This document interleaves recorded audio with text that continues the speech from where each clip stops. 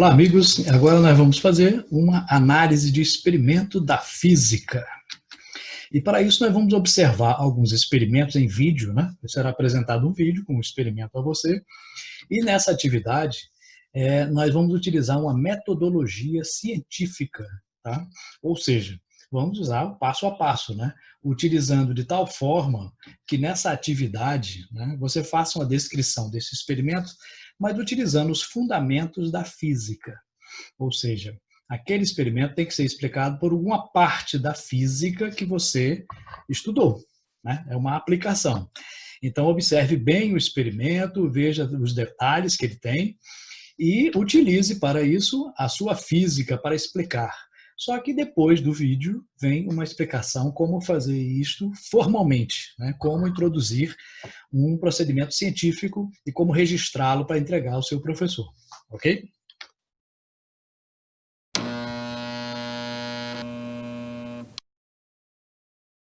Para este experimento, usaremos um ímã, objetos ferromagnéticos tais como moedas, um pedaço de fio de cobre esmaltado, um suporte feito com fios de cobre ligado a uma pilha e um interruptor.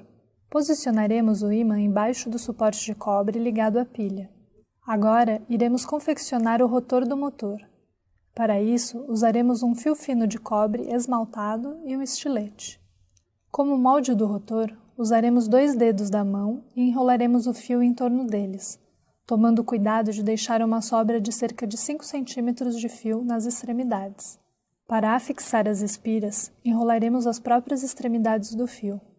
O rotor deve ficar o mais simétrico possível com relação ao eixo de rotação.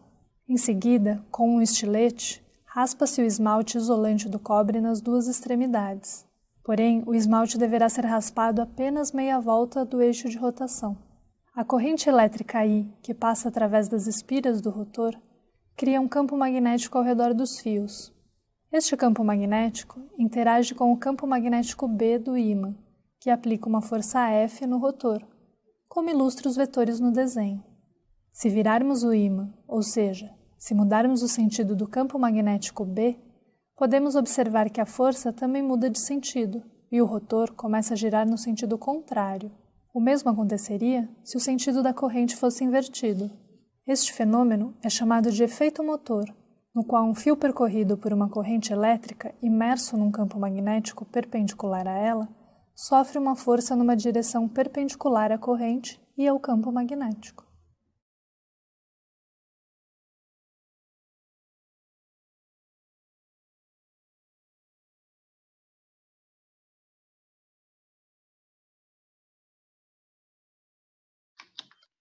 E aí você quer fazer essa análise científica de uma maneira mais formal, né? Como faremos isso? Bom, existem várias formas de descrever o experimento.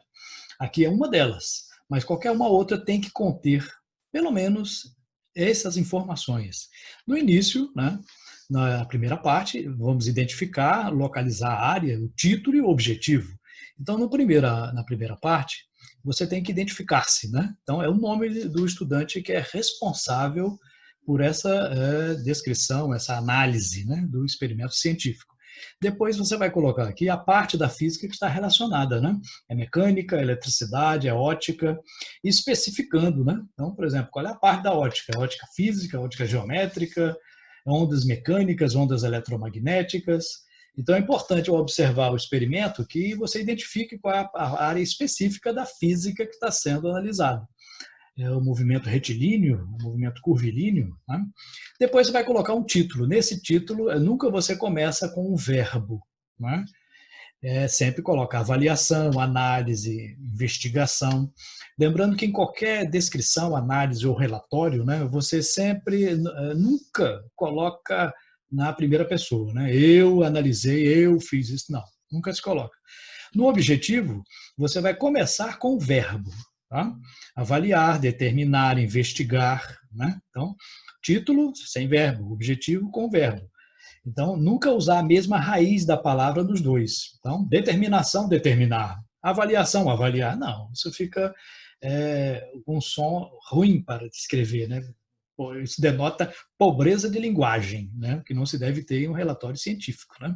Na segunda parte, nós iremos fazer uma representação esquemática e os materiais utilizados, né? Na representação, né, você vai colocar aqui, ilustrar o que foi analisado em forma de esquemas ou desenhos, né? Não precisa ser um desenho artístico, bonito, não, mas um desenho que possa se identificar o que é. Pode ser triângulos, quadrados, círculos, não tem problema. Pode ser figura geométrica, mas que identifique com o nome ou então com uma referência. Você vai visualizar o experimento indicando as partes principais deste experimento. Depois vai colocar os materiais que foram utilizados, né? Foi utilizado uma régua para quê? Para isso foi utilizado. Então a descrição tem que colocar os materiais e como eles foram utilizados ali naquele experimento. Okay? Na terceira, sim, importante nessa parte, deve-se colocar os detalhes do experimento observado. Ou seja, né, tem que ficar sempre bem detalhado. É a parte mais detalhada de uma descrição ou de um relatório, né, de uma coisa que você está observando. E a terceira e última parte, você vai colocar quais os princípios da física que foram identificados naquele fenômeno. Nessa primeira parte aqui, você vai enumerar conceitos, leis, lei de Newton, primeira lei de Newton, segunda lei de Newton, né? Qual é o princípio da termodinâmica, qual é a teoria da física que foi comprovada, qual é o conceito físico que está relacionado àquele experimento. E na última parte você vai fazer uma discussão dos resultados, né? Você vai interpretar aquilo que foi observado baseado nos princípios que você identificou. Acontece isso por causa do princípio tal, tal e tal. Então é importante colocar essa última parte. Assim você terá feito uma análise de um experimento adequadamente. Ok?